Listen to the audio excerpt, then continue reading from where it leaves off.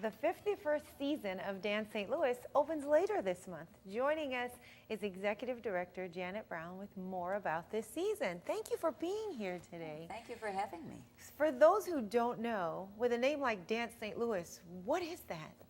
Well, we are an unusual nonprofit organization. So we were founded to bring dance, world-class dance that wouldn't otherwise be seen in St. Louis, and bring it to St. Louis and present it. And that was the vision of our founder, Annalisa Mertz, who was a Washington University modern dance faculty member, a very strong-minded woman, and she founded this nonprofit for that purpose, to bring especially modern dance to St. Louis.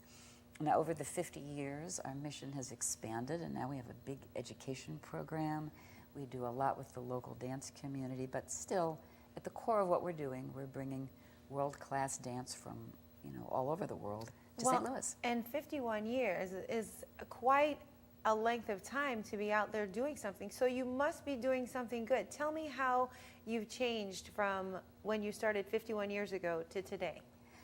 Well, 51 years ago, I think the focus was almost entirely on bringing in modern dance, because the founders saw that was a lack, you see.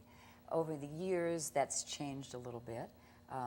Now we try to be really diverse in what we bring in. So we bring in ballet. Later on this season, we're bringing a wonderful ballet company, Grand Rapids Ballet, performing Romeo and Juliet.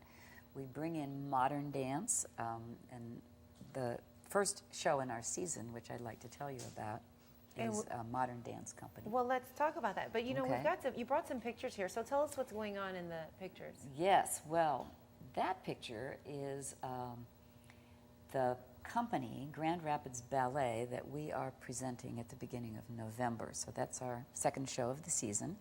And there's a better representation of what this particular production will be. So it's Romeo and Juliet. It's the beautiful Prokofiev music. Even if you don't think you know what that score is, if you heard a few bars, you'd be like, oh yes, that beautiful music. And this picture here is from our very first show, which is going to open in 2 weeks, September 30th and October 1st. These shows are all out at the Touhill.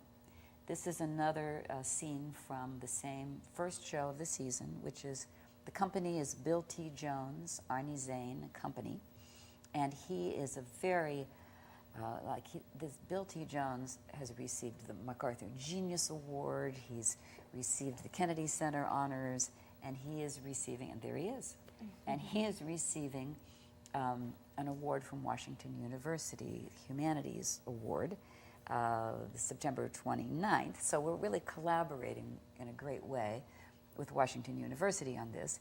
And then the next 2 nights at the Touhill, we will be performing his piece, which I would love to tell you about. You saw a couple of pictures of it there going by. So it's an amazing, true story that he based this piece on, which is he did an oral history interview with a woman, she's still alive, Dora, 95 years old now, but she, during World War II, was a 19-year-old nurse in the labor internment camps in Nazi-occupied France, which eventually, of course, became very dangerous places to be. She was Jewish. She escaped eventually, and she migrated all over France, and eventually worked with the underground resistance. So she had this astonishing experience. It's a very sad story, but also he found it a very inspiring story. So we get to see a sad yet inspiring story brought to life right there on the stage. By these 9 dancers. Wow. They're speaking, they're dancing, there's live music on stage, and they're telling Dora's story. Wow.